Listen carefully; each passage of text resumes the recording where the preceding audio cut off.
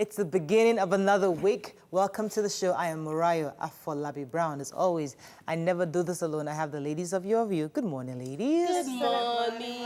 Hi, Dana Biagili. How was your weekend? My weekend was good. I was home. I was reading, watching movies, resting. And I got into a conversation with a friend because he saw one of my posts that I made where I talked about people, motivational speakers telling you have to go out there, succeed, be this, be that, but they don't tell you the how. And so a lot of people are confused most times. How do I go about this? Because nobody's telling you the how. And I was saying that I gave him an example of how I was told, don't use Maggi to cook because Maggi is not good. But they didn't tell me how to make, seasoning. I'm so sorry. You're talking like the man. I'm a local girl. No, okay. Don't use seasoning to cook because it's not really very healthy. But then they didn't tell me how till somebody else explained the process. That if I actually use our local condiments, crayfish, ogiri, this one we call iru, and a lot of things, we'll still get the food to be very, very tasty. And so we just talked about how we can not just tell people to go out and do this, but give them, show them the process. It makes it easier for them. Right. Nima. How are you? I'm very well. Are you preparing for your debate? I prepared yesterday. Thank you, Mr. Zibiri. But that's not my style. I have a problem. Everybody that's tried to help me are not speaking the way I talk. So I have a friend who also makes me write every week on topics that we've done on the show, maybe Islamic perspective or law. And when I'm done and he's editing, I'll be like, hey, the entire work is not me. Yeah. And it seems like I'm difficult because there's a style to how I talk. There's the Ajasa, everything, and I'm reading, and it's just straight. I don't operate like that. So Mr. Zibri was fed up of me. He got tired because I kept looking at. I put everything right, and you edited, and this is not me. It's not me. I can't. This is why I would just go and read it. You can't defend it. Yes. So it has to come, and I think as I write. So it has to come from my head. Sorry, sir, but I'll try. I've edited it this morning. Anything else happening? Well, was that? But over the weekend, I accompanied him to a friend's wedding. Betty Peace, thank you, ma. Her daughter got married, and when we got there in First Act, they robbed our car before we came out. It's a lie. I can't believe it. Oh, yeah? That have not happened to me in a very, very. They literally opened the car. No, they just took all the cars parked. They just removed all the mirrors. Kidding me? I'm telling you, when we came out, the one that paid us was this Lexus 350. Oh, yikes. The 2 mirror don't go. That's about 15, that's 30,000. So we're just calculating. My introduction. They did that to all the cars that parked on the road during my introduction before getting married. So I understand. Yeah, I'm word of it. So I can totally relate to. There goes any invitation I get to First Stack. It's not that bad. It's just that the events should have, events should plan. But the guys just went to rest after a while. They were eating. So this How are you doing, I'm good. Had a very, very busy weekend. Like I didn't think I could make it through, but I did. It was very interesting.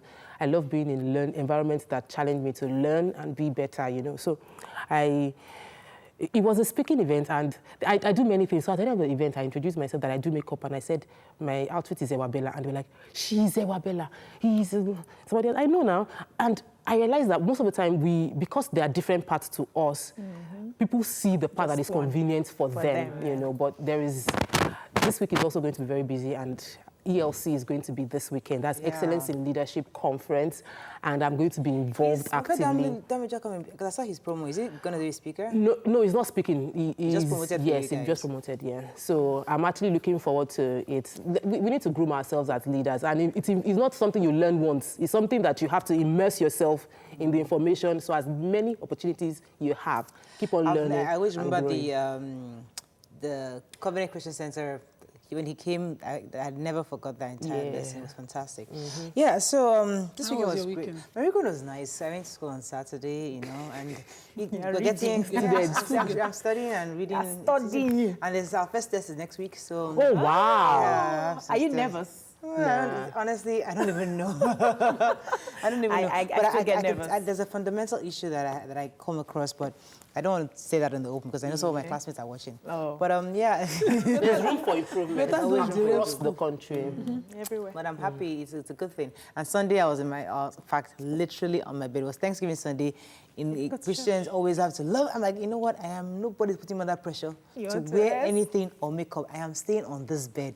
The kids came, Mommy, let's go to. I'm like, I was out all day, Friday, Saturday, Sunday, every day, morning till night. I'm like, this week is likely to be like that. I'm feeling guilty. It's Monday. Let's go on a quick break. When we come back, we'll go through the front pages of the newspaper. Stay with us. We'll be right back.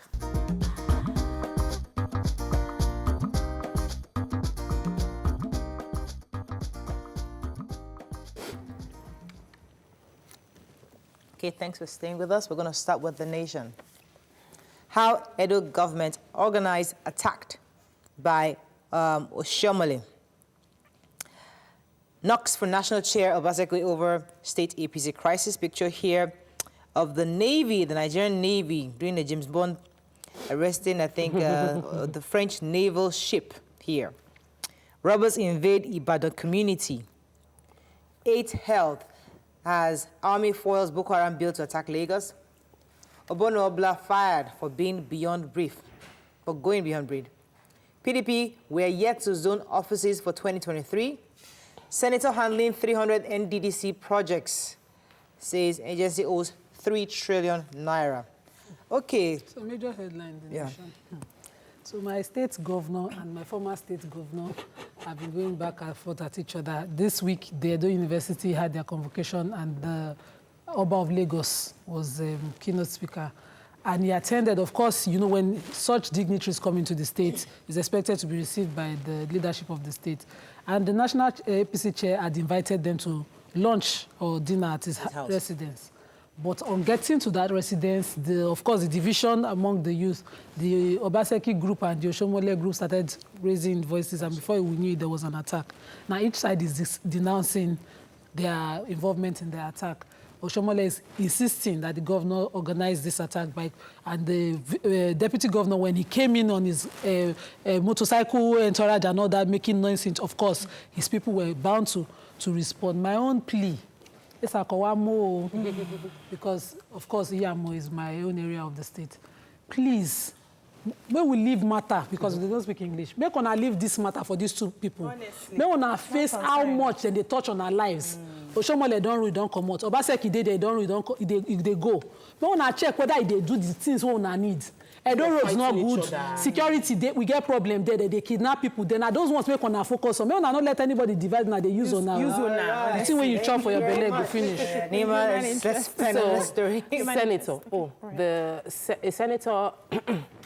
So you know that we're doing a forensic report. The president has ordered a forensic report of the NDDC under Akpabio. Now, former governor, who is the current minister for NDDC, Akpabio, has said that people are attacking him, saying that he's trying to bring some people down.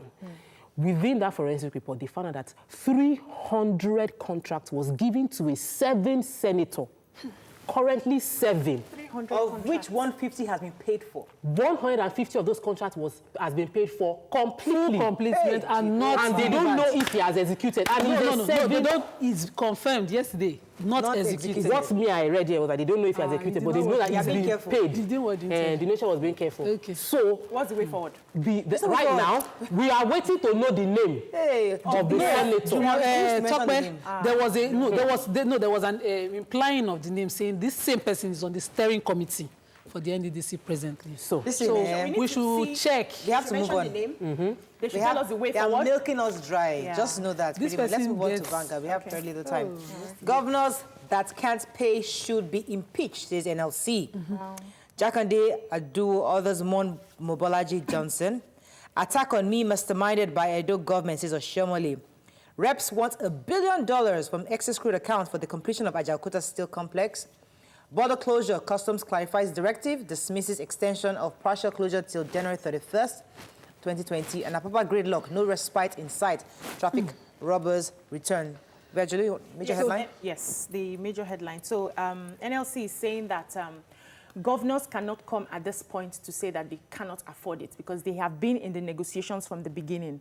And any governor who refuses to pay will be impeached. So NLC will mobilize their people to make sure that they are taken out of government. Saying that you cannot say you don't have the money to pay when you will not swear that you have not, you don't use like 2 private jets in the space of a week to travel. So you cannot fund your luxurious lifestyle and then not pay people who are making it possible for you to have that amount of money. For me, these are some sentimental claims that you see. You need to have proper findings to be sure. Yes, governors do use private jets, but if stop using private jets, is that going to fund your salaries? It's nice to make all these casual statements, but it's not going to fund your salaries. So the point is that, as loosely as Neil Nelson likes to speak, because Nigerians just talk for it. But yes, it's true. Before you know it, let us think critically about what these people are saying and be sure. NGF has repeatedly said that we're not saying we're not going to pay. We're saying we'll pay according to our revenue per state. We get. So let us rationalize this properly before we just start getting all emotional. I support that one, the one where there's a transparency in the income and how it is being spent. They've been asked, so I wanted to take Papa again. Please. Yes, they've asked them to show their revenue, show their books. Let's be sure that. Okay, any more story? Go ahead. Good luck. So, as it is now, we can say confidently that the task force team, presidential task force team to clear Papa has failed. Because, yes, and you can rely on the report. The truth is that the trucks have come back and they're all the way up to Ijesha now. They are on the roads. They are also decrying. And the task force team, vice chairperson of that team, Kayode Okpeyefa, was willing to admit that, the lack of infrastructure, of course we know. The major infrastructure that, is causing all of this is the failure of the roads. Really? Can we just shut Apapa port and focus on other ports? Fortunately, Nigeria is a country with plenty ports. Right. We can go to Akwa Ibom, we can go to Port Harcourt while we focus and repair. No, it's easy. It's just of course, it's going to be a bit discomforting for Lagos, which is the major revenue. But we're willing to take that risk. I've been trying so hard construction to get on that road. The MPA boss, I've been trying really hard to get her. Because it'd be really nice. I've sent her a few letters, I've sent her a few emails. It's really nice to have a conversation with her. We can start with Kayode Okpeyefa. Setting admissions somebody needs to tell us why the other ports are not functional, what's taking it so long to become functional. Because obviously we need to decongest Apapa. Definitely. I think that's the real problem. Let's move on to Daily Sun. Borders remain shut indefinitely. Okorocha Gulak fight over $2 million bribe. Senate to grill CBN over differential exchange rates for projects. Nigeria loses $7 billion oil bunkering investment deal to Ghana and others. Python dance, how I outwitted soldiers, says Kanu. Major headline, borders shut indefinitely. Go ahead. So there was a circular that went around saying that the borders will be reopened on the 31st of January 2020. But now the papers clarified it, saying that that is not what is going to happen, that there's this operation. The first phase of the operation is called the X-Swift operation, where they had a joint, like different bodies coming together to handle that. That's what is going to come to an end on the 31st of January 2020, saying that because of the nature of the operation, they will have several adjustments done to it, but that the borders are still going to be the partial border till they achieve all of their objectives. Okay, so definitely. Senator Okorocha. Yes, so Okorocha and the former primary election committee chair Ahmed Gulak are at each other's throat. That one is alleging that Okorocha offered him $2 million to sell, of course, to give certificate of elections to his son-in-law. And Okorocha is insisting that his activities in Imo State prior to the elections were anti-democratic, and the way he conducted the primaries were, of course, anti-democratic. So they are both alleging. But to even be involved in this $2 million something is an embarrassment on itself. You never like that.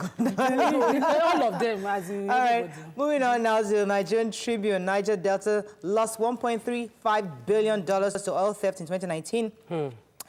Chief Whip. But it was Chief Whip. FRSC orders probe of controversial number. I think that's very, very unnecessary. Man wife arrested for buying 2 kids for 140,000 naira. I think that's the only news stories. Yes, could you give us the human interest story? Yeah, so 2 children suspected to have been sold to this particular lady, two of them, one is 3 years old and the other is 6 years old. So they caught her when she was just about taking a bus in Alaba, heading to Onitsha. These kids were kidnapped from Jos. So when they questioned her, she said that she was taking the children to meet her husband in Onitsha, that they actually adopted the children, only for them to realize that they stole those kids. So the police is trying to see how they can reunite the children with their parents. Unfortunately, that's all we need for the front page review. When we come back, we have quite a few hot topics. Stay with us. We'll be right back.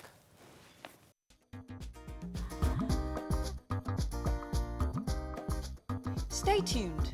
Your View will be right back.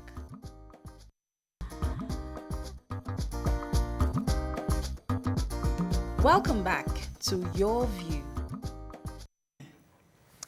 Thanks for staying with us. So, still on the border closure matter, the CBN governor, Godwin Emefiele, said if federal government decides to close the border for 2 years, Yahoo boys, kidnapped for ransom, armed banditry, and robbers will reduce to the barest minimum. According to him, he says these guys will have no option but to go into agriculture. Now, lots of people have responded to his comments online. We'd like to hear your thoughts on this. You can give us a call on 070-8066-8014. You can also tweet us at TVC Connect. Please hashtag YourViewTVC so we can read your tweet. Okay, so a lot of people tried to understand what he meant. However, others felt that that was a bit too much. But what are your own thoughts on this when you heard these comments? Let me come to Virgil, yeah. Okay. I was just asking myself, please, what's the relationship between Yahoo and border closure? Because as far as I'm concerned, people who get into Yahoo are boys who are lazy, who want to cut corners, they are greedy. They just want to, get rich fast, get money quick.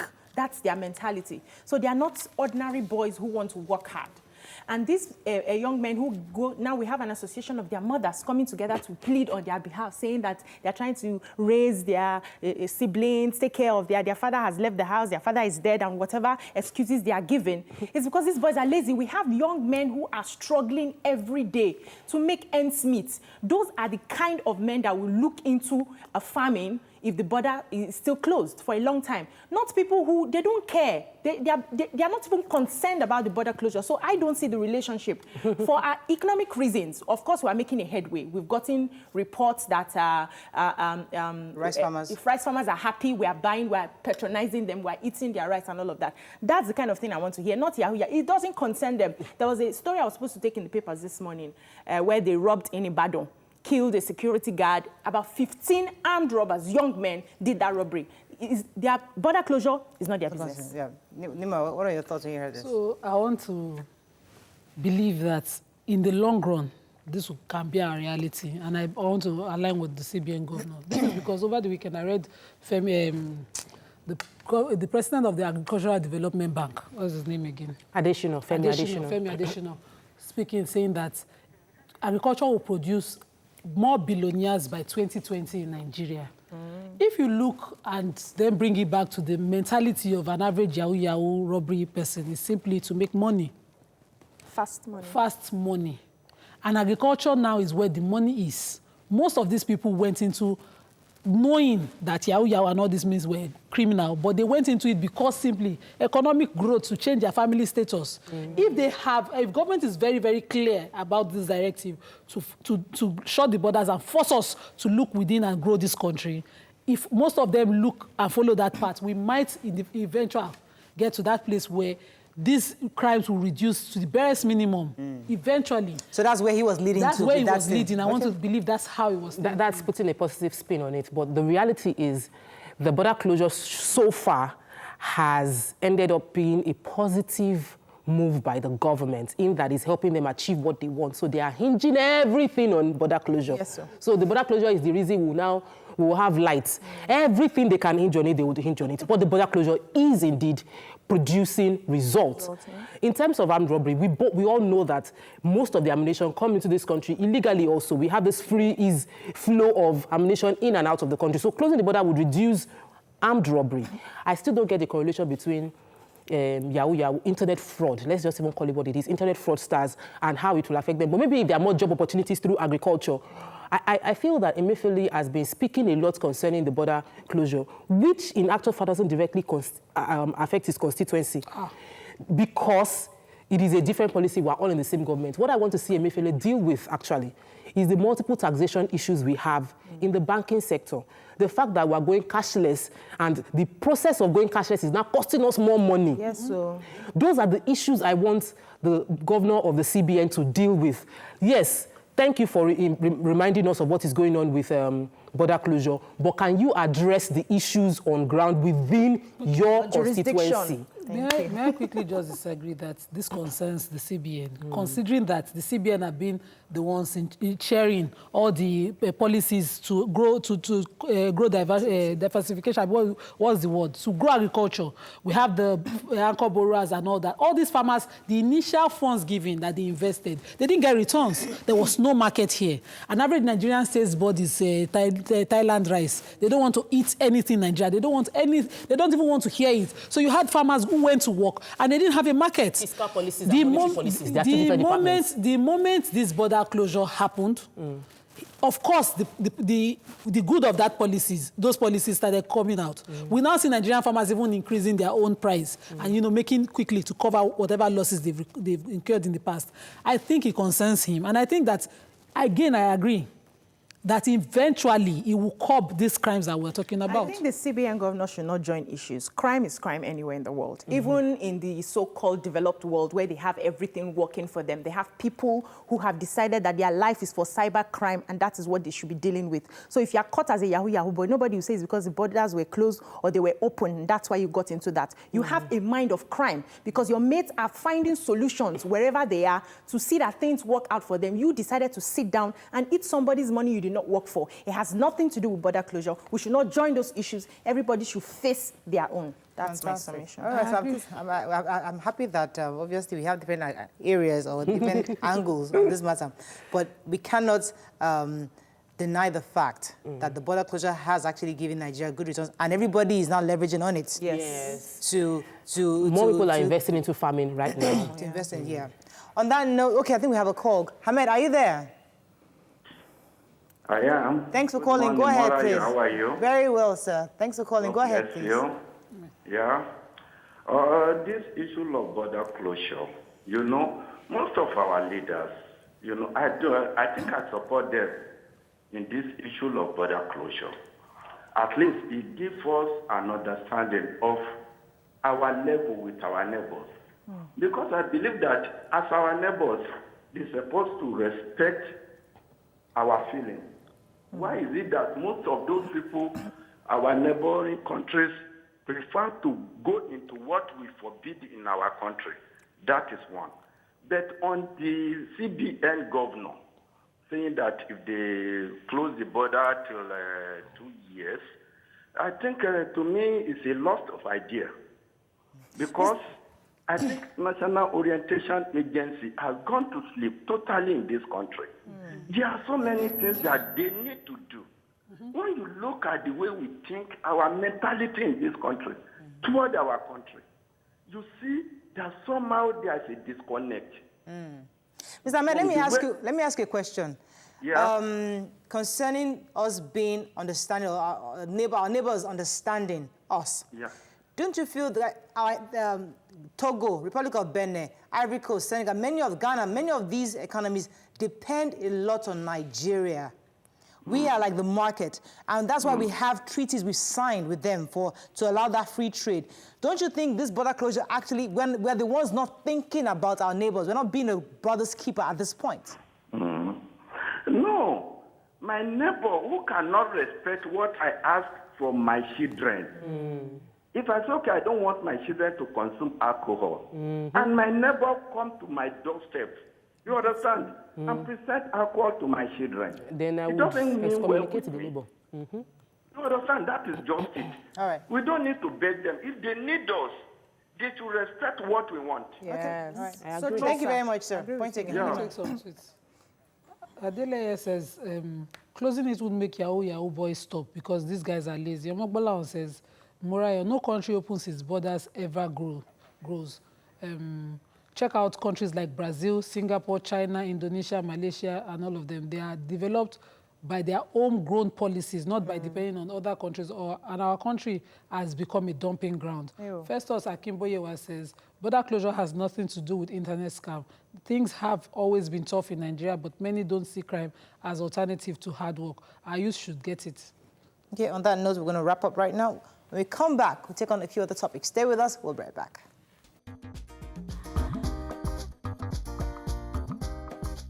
Stay tuned. Your View will be right back. Welcome back to Your View. Thanks for staying with us. So according to report, lecturers in many universities across the country are cutting corners to become professors. Report has it that the situation is prevalent in many federal, state, and private universities as teachers struggle to get promotion. In addition, some lecturers engage in plagiarism and counterfeiting of documents to get promoted. What are your thoughts on this, especially in the perspective of education in Nigeria?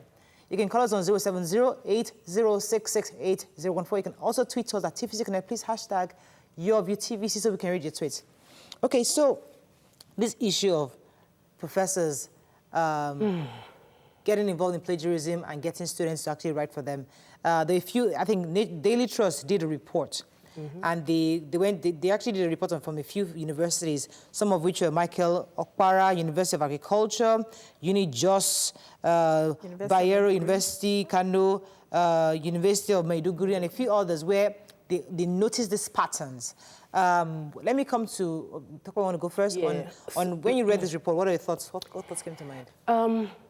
It just publicizes the fact, it gives credence to why we have the kind of graduates we have, showing that there's a rot in the system, the desire for people to beat the system to get more.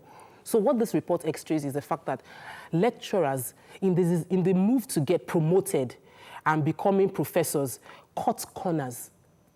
So they don't have the necessary criteria to become professors, and they become professors, so they don't have quality to offer the children, the students they are teaching.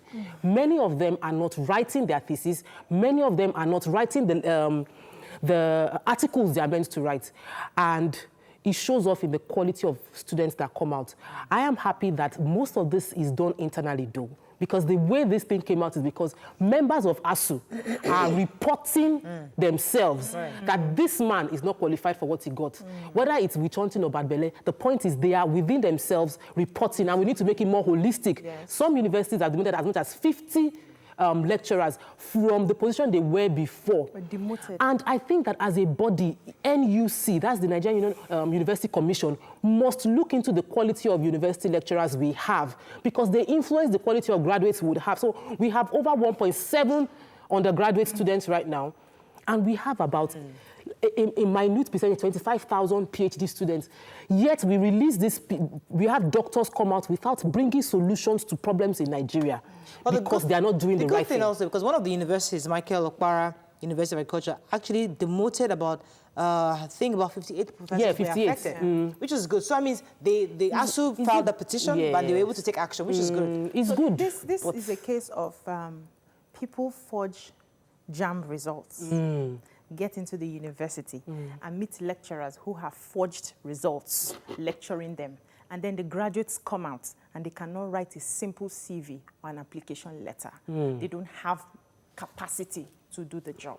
This is annoying, and when I read the report this morning, I was trying not to get very, very emotional, because we have been to schools where sometimes the lecturers come into the building and then you're wondering, why is this person a lecturer, for Christ's sake? They can't even put their thoughts together.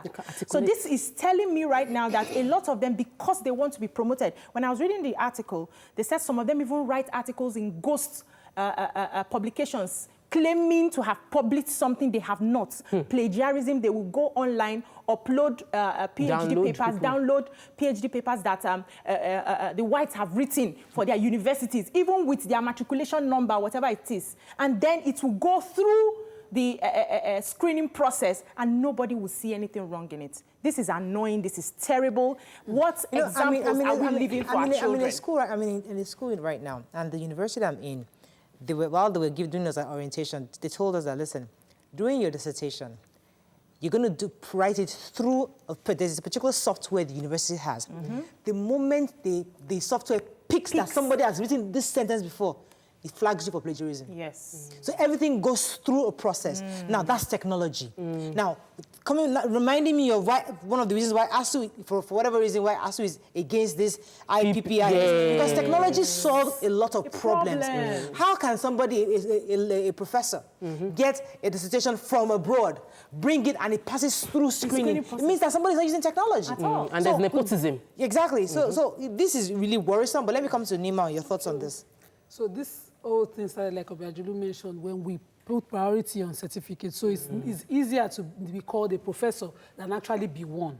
So a professor is someone who's researched based on what is locally, the local problems around him, and brought out theses on solutions that, eventually, if used by the policymakers, would solve problems. But Nigeria is where it is today because our professors are simply being called professors, and they don't have anything to profess. Simple. So we have looked down on the areas where research would grow, the polytechnics and all that, and everybody would do or die to be given that title and as well be given the commensurate financial reward by going through the university when the person would have done well. And even amongst us as a society, we look down on a person who would be a Charles Darwin, for instance, or a Newton, someone who's researching and looks like a nerd. The way we look down at, nobody wants to be seen in that labor is no longer dignifying kind of work. Everybody wants to just have title. Chief, doctor, professor. Somebody corrected us on this show when we forgot the doctorate in front of his name. I'm a doctor. Let me take this call. Good morning. Are you there, Yakub? Yeah, well, I am there. Thanks for calling. Go ahead, please. And good morning to you on this video. I want to talk about the first topic. Go ahead. Well, I think I quite agree with Obasanjo. You see, there's nothing but that closure want to do against all these Yahoo boys. The reason being that Yahoo boys, they don't have anything to do in the border because they don't deal with anything coming to this country. Because they always deal with internet. So how do you go to relate that with a border closure? I don't think, CBN governor, I don't think he's doing the right thing. Stockbroker mentioned something earlier, because we are charging, the charges that the bank is charging us in this country is too much. If you withdraw money, they will charge you. They will charge you maintenance of your account. They will charge you for ATM maintenance. They will charge all sorts of charges. It is just talking about that. And then it's not telling us that closing the border is going to affect all these Yahoo boys. So moving to family. How is it going to go there? We are living within all those guys. You know them. They are food nations. They can never go to farm. Like that happens. Because they need this money quickly and they want to make their money. They would rather invest their money in the boutique. We see so many boutiques around this Lagos today. Yes, how many boutiques? It's over all these Yahoo boys. And then they were not sitting down there. Even though they sit down there, you see them with their computers. Thank you very much. Well, you see, I didn't want to stay on this, but I think it's important we educate and inform. Because the truth is that there is a lot of prospects in the agricultural sector. Yes, there is. All we are seeing right now is go to the farm, get the produce, and consume. And it's beyond that. There's a huge value chain. There's a value chain that will not even begin to begin. We're not started scratching the surface of the opportunities in the agricultural sector. As I was saying the other day, you harvest cocoa. Yes, you export it, but a lot of cocoa that we use, the beverages, the chocolates, can be processed here. So there's opportunities there that we have failed to see. It's not about going to cashew and eat the cashew, get the cashew. You can actually have cashew spread. You can actually have cashew smoothie. There's so many things you can actually produce. Yes, and lack of employment. It goes back to the universities, Murayo. The quality of graduates we are producing are not thinking. Critical thinking. They can't think because they are not groomed for it. Because even the professors teaching them isn't a professor. The professor didn't solve any problem. So how will a professor encourage you to think and solve a problem? When a professor is supposed to become a professor, the criteria is that you have localized, you have thought deep, found a solution to a local problem, and then you will now stand as an authority and lecture your students and tell them how to solve other problems. When you skip that gap, when you jump the process, you are like you're trying to walk before you can't. You can't. So the government must be, if the government is serious about leading this country, we must start by cleaning the educational sector, and you can't start from university. I'll come back to you. Let me take this call first. Thanks for calling. Are you there, Andrew? Yeah. Thanks for calling. Morning. Go ahead, please. Yeah. I'm really happy for this discussion, most especially the educational sector. Yes, go ahead. Yeah. Because I want to believe that, just like a philosopher says at the time, that in life, the man is a reflection of intent. I want to believe that society produces what we serve today. Because when you look at the lecturers, how did they start from? This thing started from the late 90s. Let me say early 90s, when the military came and not have any sound educational policies on ground. When choosing of VC is have to do politically. That is when we started have this kind of problem. The people that deserve to be there, as a DC, as a Don, a departmental head and all that, is doing through the political setting. You have to know somebody from Abuja or someone else before you can be there. We know so many sound professors, which is those ones that have the PhD, that have the first class holder. There's some of them, they are nowhere to be found because they don't know how to play the politics to get the position. So it's more politics, it's more party, and that is why we are having problems. Just like one said that the position paper, some of them, they are theses, and so when you go through it, you will discover that these people don't have much there. They don't really have much to give. The most of things they've written about cannot solve the problem of society. And the essence of education is for you to provide solutions to the problem of the society. All right, let me go. Thank you very much, sir. Let me go on a quick break. When we come back, we'll continue this conversation. Stay with us. We'll be right back.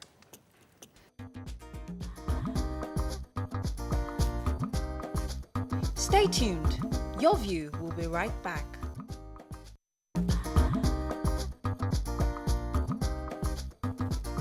Welcome back to Your View. Thanks for staying with us. Still on this matter of education. Let me come to you, Biajulu. Okay. The problem we have, and this is what is an offshoot of what's happening with our lecturers now, is the fact that, you go to school and then your lecturers teach you, expecting you to give them exactly what you have been taught. There were some courses that I did not do very well because I did not quote the lecturers verbatim. I did not quote the people they quoted in the textbooks that were outdated 1960, 1970 something before I was born. And those courses, I barely passed them because I wasn't allowed to, use my creativity to answer the questions. I wasn't allowed to apply. And according to Maslow's hierarchy of needs, the highest form of intelligence is creativity, not recall and remembrance. Right. And that is how these are educational And that's systems. our educational curriculum here in Nigeria is totally different, because here they tell you John went to school, John ate rice, John went to bed. Your exam question is, what happened to John? And once you say John went to school, John ate rice, John went to bed, you are fast. And it's wrong. Abroad, they'll ask you, why exactly was John going to school? Because they want you to think. So you will not have beyond. And the answer why was there a different. need for him to eat rice? You now start thinking, why did John eat rice and not Eba? So they are making you get all your creative juices out. But here, just tell me exactly what I told you. The worst danger that this gets us is that when we have lawmakers sit down in thinking, having think tanks and sharing putting together an act, what they simply do is, what did London do when they needed to do transport law? They did copy and paste. London has a metro train, they have this, they have that. That's not what they will be considering. How do we get to that point? That's not what they just... So we have laws. It's even difficult to execute those laws here. We already... Yes. Because it's not probably thought through. I was saying once on the show, and when I left the show, someone was countering me. I said, the common laws of England that we eventually had to adopt, even to our Marriage Act today, they grew because people picked customs around England, and they became common laws common to the whole of England. And they brought that into us as a colony. The moment we became independent, did we throw it away? No. Did we look at Nigeria and say, okay, maybe polygamy was common to us, this was common to us, that was common to us, this is arbitrary, this is not right, and find a way to make our own laws local. Good morning, are you there? Thanks for calling. Good morning, I'm there. My name is Bukola Faturoti, and I'm a first-time caller. Welcome to the show. Thank you. And I'm an academic myself. I teach in one of the universities in the United Kingdom.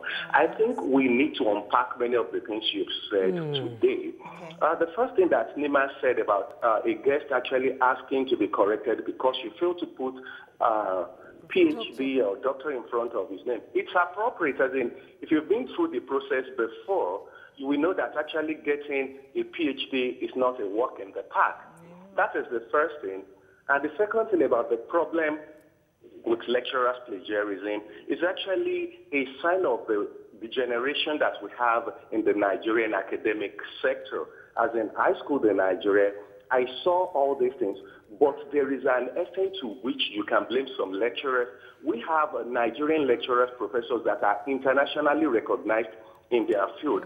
But if you want to undertake a research in Nigeria, there are many things that do not make things work for you. As in, you don't have access to necessary journals which can actually make your research to be in-depth. Isn't that what ASU should be fighting for? Internet. So which means lecturers will actually be using the few, the meager salary they're actually taking in supporting their research. It will be difficult for them to actually compete with their counterparts overseas. As in, before you can get grants, your research must be deep. But whereby you have to power your generator to be able to undertake your research. Anytime I come to Nigeria, I see what colleagues over there go through. I'm not condoning plagiarism because I've seen students who actually brought the thesis they wrote in Nigeria down to United Kingdom, and these students failed 3 courses out of 4 because I was able to detect plagiarism. The student just went online. So the point I'm trying to make is that it's the Nigerian society that is not actually helping our lecturers, and that is why you see when people leave Nigeria and they come to this part of the world, they excel very well. And they do the right. Thank you very much, Mr. Bukola. Thanks for... You see, we can decide to give excuses, but the solution to the problem of any nation would come from academia. They are the ones that think. They are the ones that think. They are the only ones that can solve the problem. So we have a power issue in this country, and we have many professors that have gone through, done theses concerning electricity, and they have been unable to solve the problem. How can I solve the problem? How can my politician solve the problem? If my lecturer is telling me, if the professor is telling me they can't do anything about it, society is bad. The lecturers are the critical thinking people. They are the ones that are the creative ones. They are the ones that are going to come up with innovative solutions. Where will the change happen? The change happens. Let me go on this one. In every society based on information and education. That's how it happens. So every society cannot change unless they are informed. So let me go on this one. This one, I have evidence. Because a lecturer who took me did a thesis, a serious research on how Lagos can solve waste problem. And the moment he took it to his constituency, that lawmaker killed it. He didn't grow. The man would come to class when I was in 200 level, then frustrated trying to pass knowledge to us. So that's the reality of an average researcher down here. Nigeria. The politicians are looking at money. What is in it for me? So when you found a solution, the professor would come up with his story. You see, the thing is, we are not. What they are doing is waiting for politicians to implement what you are saying. We have media. People are speaking up. We have media. We have media. In developed countries, you don't need to wait until the professor... The man that found solution to HIV, he used media and still solved the problem. But he's still coming up till tomorrow, and we're still talking about him. And they are still mentioning it. It's Abalaka. Abalaka still comes up till tomorrow saying that I have solved HIV problem. I infected myself. I solved it. We will keep on talking. You can't give up. But they must not cut corners because they think the society does not allow it. How will we move?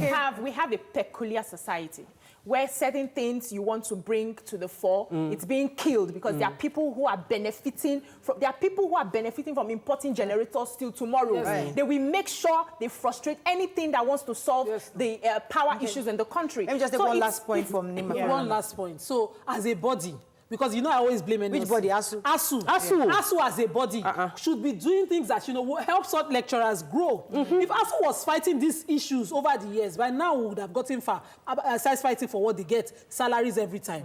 University grants for research is something that must be guaranteed. It's part of their demands, Nima. We're all read the demands 2015. It's part of their demands. It's part of their demands. What are they focusing on now? They can even alone. they can access those grants from outside the country. They can. Unfortunately, that's all we can take at this point. When we come back, we will take on our Let's Talk segment, where we'll focus on Russia's involvement in helping to complete the Ajaokuta Steel. Do you agree with this? Stay with us. We'll be right back.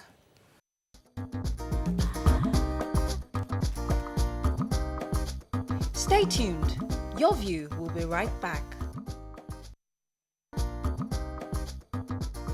Welcome back to Your View.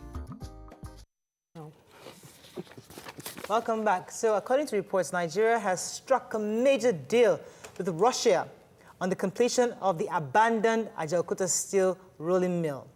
The agreement was reached during a bilateral meeting held on the sidelines of the ongoing Russia-Africa Summit. Joining us on the show is a stockbroker and financial analyst, Muktar Mohammed. Welcome to the show, sir. Thank you. Been good being here. Good to have you. Listening to all your opinions. Yeah. I've been excited. So you can call us on 0708-066-8014. You can also tweet to us at TVC Connect. Please hashtag YourViewTVC so we can read your tweets. Okay, so we always get excited once we have this kind of deals because we feel that, in fact, I personally thought that when we go into this deal with Russia, Russia was going to help us fund it. But now I'm listening. I read in the papers today that the reps are trying to propose $1 billion to be taken from the excess credit accounts to fund these refurbishments. Do you think this is a good deal with Russia? Ajaokuta has become a monster. And any deal to get Ajaokuta to work, I think every government wanted to. Remember, Obasanjo government started it. Good luck, Jonathan came. Every government has come out that, oh, we need to revitalize Ajaokuta Steel, even from Shagari time to date, and we've not been able to achieve that. Now, Ajaokuta is supposed to be not just Ajaokuta Steel that would have only been for Nigeria, would have been able to serve all over Africa. But unfortunately... Let me rewind you for a quick second. For Nigerians who have no idea what Ajaokuta Steel means, could you just tell us, so what would be the end product? What are we producing? What can we export? So they have an idea what we're talking about. We look at metals. Okay. Metals that could be used for a lot of things, our plates, our cups, spoons, all the things, cars, all the things you get from China. So we can easily get it here. Everything we get from China. Please, let me just say something. Manufacturing requires raw material. Most manufacturing done in Nigeria right now, we import the steel, we import the things used for it. If we produce this raw material by ourselves, we won't need to import. We won't need to import. It will make it easy for us to manufacture ourselves. Okay. Yeah. Ajaokuta is supposed to solve about 90% of our import problem. 90%. I can assure you about 90% of our import problem. But unfortunately, I'm not so excited about the deal. Because we've not had details of the deals. We don't know whether it's becoming... Remember, we had a deal before, like Technica, come in there with your technicality. We'll still be paying you people for trying to revitalize Ajaokuta. We had that problem. Senate came in, government spent billions of billions at the end of the day. Nothing happened. So we don't know what this deal is all about. We don't know. And remember that Russians also are looking for a business partner. Yes, they are trying to attract Africa. So we need to be careful what type of venture we are going into.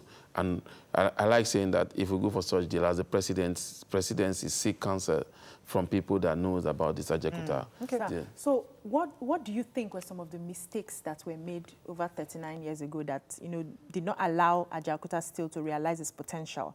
And do we still have the capacity or capability to make the same mistakes now? Look, the mistake there is just because there's no power. Let's be realistic about it. If you have power, you have solved about 90% of Ajaokuta Steel because you're talking about Mehta, you're talking about production, you're still going back to the infrastructural decay. That's the challenge with Ajaokuta Steel. It's not that the raw material is not there. The raw material is there, but you need power. Then how can you get independence power to begin to power? You remember that even when President Obasanjo came to power, he said, okay, let's have a power plant in Ajaokuta through the gas turbine. That has not happened. So when you have all these challenges, there's no how. The main challenge that I made Ajaokuta not to come is the infrastructural decay that has to do with power. Then after that, you need to address the cost. That's another part they're not looking. You need to address the cost of transportation of this raw material from point A to point B. You need to look at the rail, not even the road. You know, you have to look at the rail that should move that product right from Ajaokuta straight to the port in Apapa, straight to the port in Onepap, port in Port Harcourt. So this is a monumental project. It's not just a project that could just come up soon. But what the government should do is to take it one at a time. And then you have to look at the people in that community also. What is the benefit they are going to get on this project? We mustn't make the mistake we make in the oil producing area. You need to begin to look at this. Ajaokuta Steel Company, there have been people that work there, that still staff that are there. But what are they doing? Nothing. They're waiting. getting paid. Right. Definitely. So I listen to an analysis like this and I fear the sincerity of this government to pull this through. We've had past government, everybody go find money. And now this government has said this is what they're bringing Russia in for. How sincere are they to put this through? Because considering other factors that you just mentioned now, are they definitely seeing it? Look, is it likely? Most of our government policies are geared towards, let me make a name for myself. I did it during my term. My term, we signed Ajaokuta. Obasanjo who prided himself that, the people I brought in, they would have revitalized Ajaokuta Steel Complex. The other person who prided himself that, the independent power plant that was there, if it has been working. So we need to begin to look at Nigeria as beyond one party. Beyond the strong man. Beyond the strong man. Like you rightly pointed out, I was listening to people when you're talking about, one of you was saying about the CBN governor, face your, or whatever we were saying, local palace, face your lane. Face your lane, leave the other side for us. You just talk about multi-taxation, and then the other guy called in and said, look, internet fraud has gone beyond boundaries. So you don't close the border to stop internet fraud. Are you going to close the space war, the cyber space war? So sometimes when you see our leaders talk, it sometimes begin to ask you, do they really? And you're talking about smart thinking. You're talking about children doing smart thinking, critical thinking. Then you hear your leader saying like this, talking like this, that by closure of border, you give up. It will stop you. And you begin to, Okay, so I wanted to, one of the challenges people claim that the deal Obasanjo, former President Obasanjo signed was that it wasn't, the companies could not handle the machinery because it started with Russia. They own the technology, and everybody that's tried to come in couldn't run it because they didn't understand how the system works. So there's a bit of optimism in that Russia created this monster that we have in Ajaokuta. Let them come and resolve the issue. So taking away from the pessimism of the fact that this place has been a sinkhole for money, isn't it a good thing that we're bringing the same people that sort of started the project to conclude it? 39 years ago, technology has gone. We're talking about Ajaokuta Steel Complex that has, I'm sure it's almost like Ikeja in terms of land mass and everything. But when 20,000 hectares. And then when you're talking about steel complex these days, they are not as big as that. So we are trying to revitalize and oscillate equipment, technology. You need to look at who are those people that are into steel. Who are the main drivers of steel? Yes, the Russians. They brought China, but they couldn't make it work. So Indians are there. It didn't work too. So we need to go back to look at the technology. Yes, the Russian people started it, which was good. Well, if you ask me, the Russian company that started this project 39 years ago, is that company still in existence? So we need to begin to look at what are these machines? Are they going to overhaul the machines or bring in new machines? And then you need to look at your own manpower. You see, the problem we have in this country is that we don't think of our people as a resources towards moving our economy. We always think of bringing in the experts. We don't think of sustaining it after the experts decide to go. That's so true. But let me tell you what my own worry is. My own worry is this relationship we're developing with Russia. I mean, we've not finished China. We're still wondering, they are here, all this partnership signing with China. Suddenly we're here in Russia, and they're not only doing Ajaokuta, they are doing paramilitary, the equipment. They're getting involved in quite a few things. And we're saying, Russia again? In your own view, do we need Russia at this point? We need everybody. Sorry. We can't do it. The way we are now, we need everybody. Okay. We're a nation going cap in hand, begging people. Yeah, I'm telling you. The way it is now, you see every summit, one small summit that the Minister for Trade and Investment should go, the president will be there. The president went to a summit in Saudi Arabia. Ask me, Saudi Arabia is trying to open up their markets for other people to come in. They are not looking for you to come and tell them to invest They are saying, look, come and look at what we can give to you so that you can do business with us. And somebody in the presidency told us that when the president goes there, you begin to tell Saudi Arabia what they can get from Nigeria. As the president went there, did you see any bilateral agreement or what? Saudi Arabia was telling you, come and see how you can come. They want to open up our economy to the world. Come and see the opportunities. They are confident now. They have opportunities. So that's what we should be doing. Then you're talking about going to Russia to get this thing. You know that Russia now, as they are now, they have issues. The presidency, they have issues. Even the economy is not as buoyant. They depend on oil like we are doing on oil. The price of oil is going down. They have the international politics with the United States of America, which is actually not helping their economy. So they are looking for the new bride. And you remember that when all these developed nations are looking for the new bride, the first place they come to Africa. And when they come to Africa, they come to two places. They go to South Africa or they come to Nigeria. They go to South Africa. South Africa have the infrastructure, they have the structures, they have the manpower, they have everything. They have a system in place. You can't just play on them. They come to Nigeria. We have the population, but we don't have the structure. What we always have in this country, we have the strong man that can drive it at a particular time. And when that strong man is gone, the institution is so weak that you cannot do anything. Yes, sir. So the company that will actually be handling this, according to what we have out there, is called Mehta. And they promise that they are going to start the operation, eventually hand over to Nigerians after their engineers have trained our people. What's the guarantee that we are not enslaving ourselves? Because we know how these multinationals work. We have companies like that. I don't want to mention their names. You just have to look at, you don't even need to go far. We've been talking about the rail project that is going on all around. How many of our engineers have been trained? That started, remember that it's almost the time that the minister said they are going to commission the train project very soon. They said 20 Nigerian engineers have been sent to China for training. Where are they now? They just send them. So they were not involved. Look, it's like if you have a consultant comes to your company to do consulting. He wants to keep coming. Yes. He will not tell you everything. So you always need him. So you always need him. So whether we like it or not, Russia has come to stay. Let me take this call from Emmanuel, then I'll come to Nima. Emmanuel, are you there? Thanks for calling.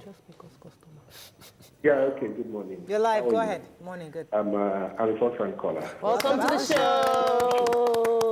Okay, that's beautiful. I don't know why are you guys scared of dealing with Russia? Why are you scared of dealing with Russia? Why? We seem to have been brainwashed with the Western media. It shouldn't be like that.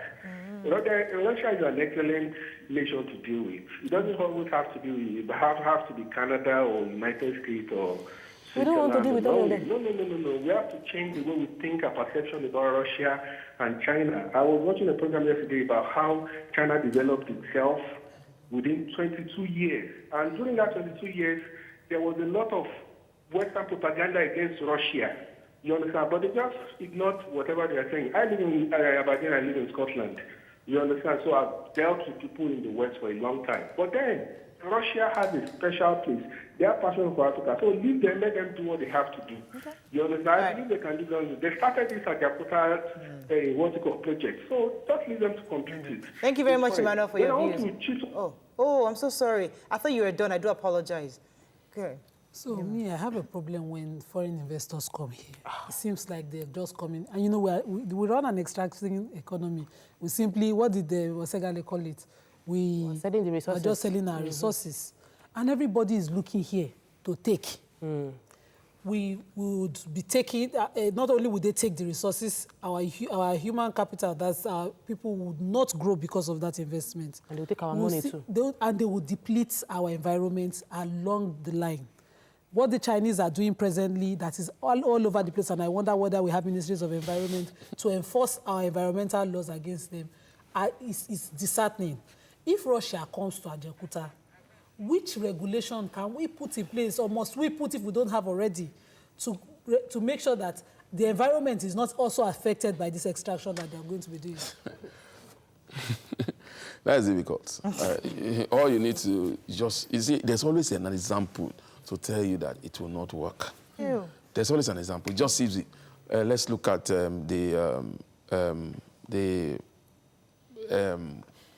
Niger Delta area when we talk about the Oil spillage. not the oil spillage now, the one that when they are walking, the pollution that they said Gas flaring. Gas flaring. Till now. They've said they will find them, they will do this. Nothing. No developed nation in the world does petroleum extraction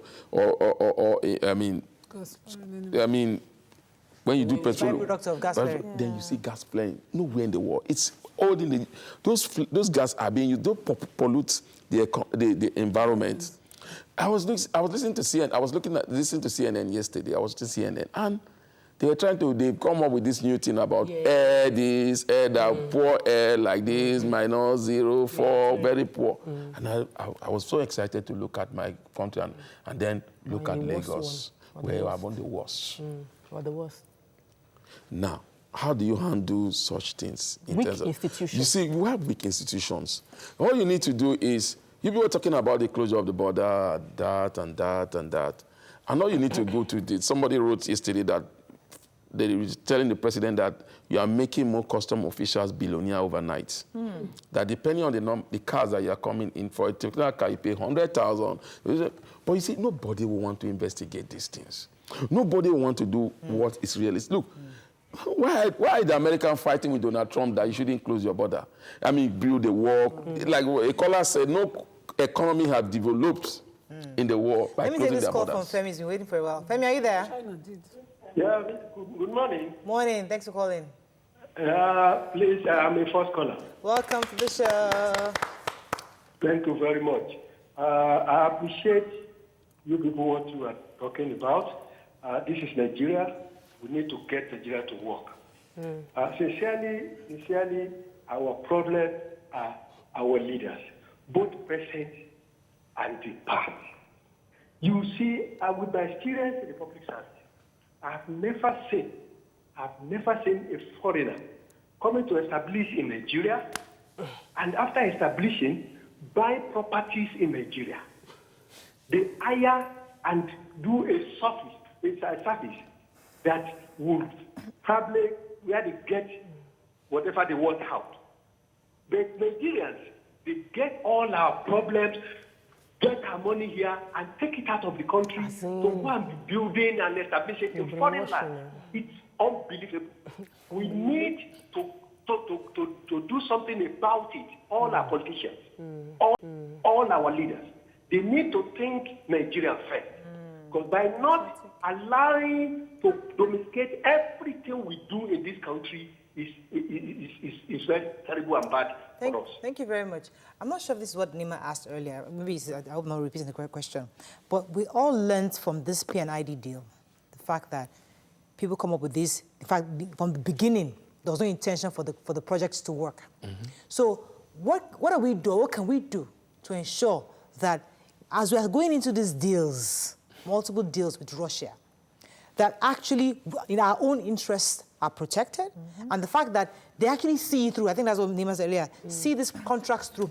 Which agency do we hold responsible? Is it the Ministry of Justice? Is it who exactly do we ensure to hold responsible for this issue of the signed contract? That's why I said we've not even seen what the contract is. We don't even know what the contract says. There's no transparency about the deal. We don't know what the contract is saying. It's only when we get into problem we begin to hear, the contract is ours. Definitely it has to go through the Ministry of Justice. Yeah, they want to look at it via our laws. So they want to come up with it. But again, you still have to have the experts there to know whether this is workable. People can come up with a lot of this, like a business mind. The Russian company that is coming is not Russian government, it's a business company. So we are trying to look at foreign direct investment. That's what the government is looking at. Because when you look at the foreign direct investment, since this government came to power, has drastically went down. But this isn't a foreign direct investment. No, this is a technology. They are bringing in technology. They are bringing in technology. You remember, foreign direct investment should not be only in terms of the cash or cash flow. You need to take technology they are bringing into it. It's like more investment that will create job. It's going to cost something to bring this investment in here. So it's going to be part of our foreign investment. It's not going to be the hot money type of that comes and goes. So they are coming to stay. My challenge is that we are currently customers to China. China sees us as very good customers. They come here, doing business with Nigeria is fantastic. All African countries are customers. And they don't want to lose their customers. I will not teach you makeup and then you will know the job and you will not call me for makeup again. I will teach you just enough so that you will still need me over and over again. So how do we can, at what point will Nigeria become wise enough to understand that we cannot expect foreigners to solve our problem? I think it's when you and I take ownership of our economy. How? You don't take, you see, when I talk about ownership of our economy, has to do how we are able to develop ourselves. You see, you people talk intelligently on various issues. If I ask you now, you did not read political science. Neither did you read new on the economy. Both of them read that. So you didn't read anything on economy. But you talk economic things because you've taken the pain to develop yourself. A leader, look, like, the callers are coming in from Scotland, it's a lecturer, it's a Nigerian from UK. We have this, but the environment has not been good enough for them to want to excel. I remember our conversation with former governor of Lagos State, Governor Fashola, and how he spoke about self-development, how he came into government and said he spent months researching into the industry. I keep saying something. All of our leaders, I have not seen a leader, please correct me, in the presidency, that became president of Nigeria, I started dreaming of being the president of Nigeria at the age of, let's say at the age of 18. How I started developing myself, I studied Russia, I studied, all we hear from them, my people say, that I can count. Even governors, even now, my family decided that I consulted my family and I considered my constituency. It's not that I prepared for it. So the best thing we can do is that as long as we don't have leaders that prepare, as long as we don't have leaders that broaden their knowledge, Ajaokuta Steel is not the only steel project in the world. Have we studied other steel projects? Have we studied the steel project that are done by this various company that has come up with this deal? Will it work? According to the estimates for this steel, they are saying that we'll have about 24 housing estates if it actually goes, becomes positive and it's working. We're going to be having over 1 million jobs for Nigerians. Shouldn't we be at least a bit optimistic? I have said over and over, Nigeria is not devoid of documents to make things work. Creating 1 million jobs is not a problem to Nigerians. Implementation, the bottleneck. This Ajaokuta Steel Company, let's not forget that these people will have to import some things. Are they going to give them waiver? Remember when we started the power issue, some turbines were still lying down failure because Custom, Nigerian Port Authority, all of that, they were at loggerheads. Even the one in Kaduna. So we need to look at when these people are coming, what are we going to do? I can give you a beautiful paper on how Ajaokuta Steel Company will provide more than 1 million jobs for Nigerians. But what we need to do is to see that this steel complex come 39 years, it's annoying. It's annoying. So, Biliki Smafe says, the bane of technology and civilization is environmental pollution, that's industrialization. But changes are happening, at least from the automobile industry, going electrical with zero emission. Things might take a long while to change. I live in Satellite Town and I've seen what capitalism has done to Lagos.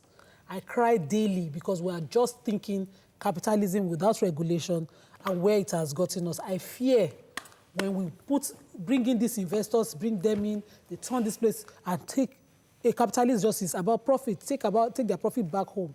What will Nigeria gain in the end? Depleted infrastructure, depleted environment. Our people can't even breathe fresh air. I went to Ajaokuta and I was like, I should be living here just because I could see fresh blue sky. Can you imagine? When you live in Lagos, you can actually see blue sky. Yes, you could see. Lagos so is your nostrils would. So how do we strengthen the institution? Because we say, I'm tired of even asking these questions to everybody because we have said it 6 years plus now. I've broken record. Where should we look? Institution strengthening doesn't have to start from one man. It has to start with a long-term vision, and it has to be a common vision to strengthen the institutions. Okay. America today, if American institution is not strong, I'm sure by now with the type of president they have, they would have been wiped out. In crisis. They have been in serious crisis. But you can say they've been a long century. But when we talk about institutions are built by men and are going to be run by men. Like you talk about self-development. How many Nigerians even think about self-development? You can't self-develop yourself when you are thinking of what to eat.